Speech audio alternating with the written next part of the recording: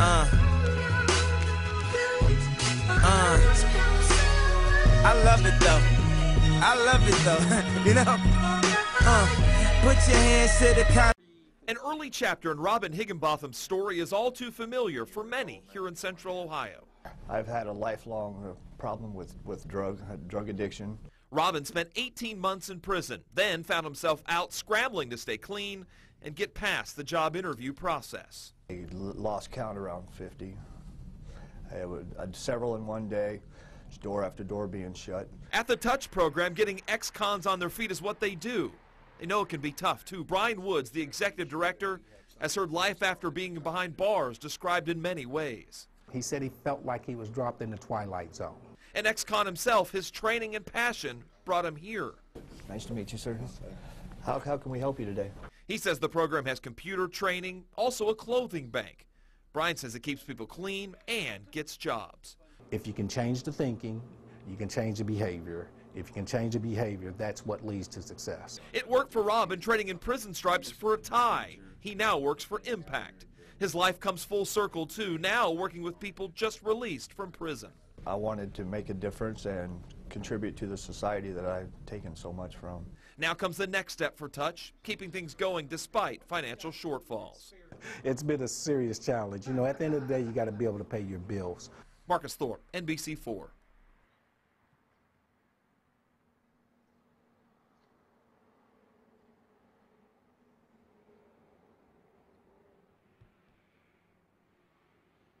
Complainant Kevin McWhorter says after being released from prison, he turned his life around and became a born-again Christian. Despite this, Kevin cannot get a job because he's an ex-felon, so he wants to know what steps he can take to gain employment.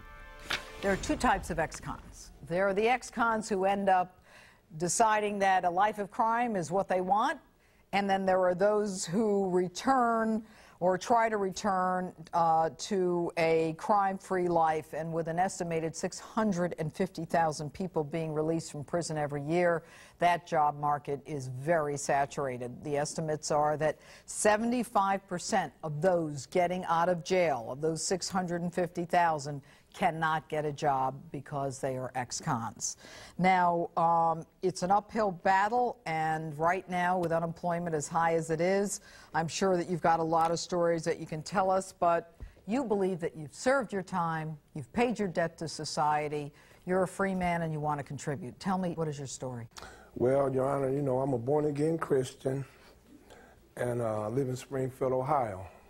You know, I go to church all the time, but I got out, you know, like you were saying, how chances are in job opportunities. This is what I've been doing, like, for the past 4.5 years. You know, I started my own little business, but, you know, it wasn't amounting up to nothing, you know what I mean, to be the man of the house that I'm supposed to be. So what I went and did was I put an application in at Job One USA. And then it was the second week of May, on a Friday, and she called me that Monday, and she said, well, Mr. McWhorter, I'm going to take a chance on you. And she hired me. And 2 days later, she called me back and said, I got to let you go because of your record, Your Honor. What were you in prison for? I did 8 months for failure to appear and possession. Drug possession or drug trafficking? What was it? It was trafficking. Trafficking, that's major. All right, and the fact that you got 8 months means somebody gave you a break. You are not the only person who's having this problem, and you need to know that in this country, we're really known for giving people second chances. Yeah. So what I'm going to try to do is hook you up with people who will help you out. Make no mistake, Kevin, there are people who cannot keep a convicted felon on their staff.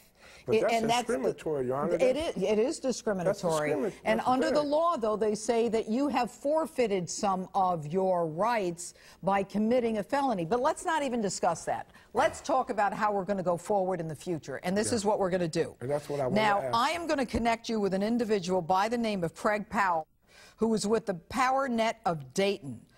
He is the executive director. And we're also contacting the National Hire Network. It has increased job opportunities available to people with a criminal record. They are going to give you job opportunities that are available for ex-felons. This guy that I'm giving you, Craig Powell, he's in a program that is a leadership development program. They can assist you with long and short-term career assessments, and they can make recommendations to companies that do hire ex-felons. Now, also, the Ohio Justice and Policy Center, which will sing the song that you just sang about the fact that you deserve a level playing field because you did pay your debt. You did do everything that you were supposed to do, and now you want to come back and be a productive member of society. They're going to provide you with educational counseling programs and legal services so that you know whether or not you can get anything expunged from your record so that you can move on. Right. You should go to school. You should learn a trade. There's nothing that prevents you from learning a trade, felony conviction or misdemeanor or anything else. You learn a trade, and in this country, if you can work with your hands, you're going to get a job. Your issue right now is to focus on what you're going to do, who you're going to use as a support system. I'm giving you a support system. And I appreciate it's going to Your get Honor. you going. Thank you very much. All right? And you're going to call that guy. He is waiting for your call. He knows all about you. Oh, already? Oh, Lord have mercy. I might need to call him now. Yeah, you know what? You are going to call him now. I'll give you a phone. Get him out there and give him a phone, guys. We'll start it today.